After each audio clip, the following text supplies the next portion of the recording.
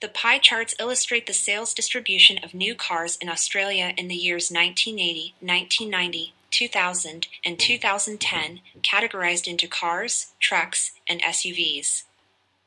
Overall, the data reveals a significant decline in car sales from 1980 to 2010, while the proportion of SUVs steadily rose, especially from 2000 onwards. Trucks initially increased their market share in 1990 but experienced a gradual decline in the following years.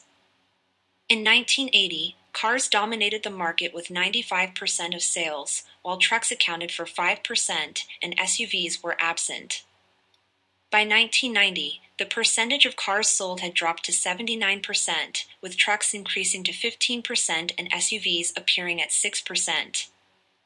The trend continued in 2000, where cars represented 54% of the market, trucks 16%, and SUVs surged to 30%. In 2010, cars saw a slight increase to 58%, trucks decreased to 14%, and SUVs accounted for 28%.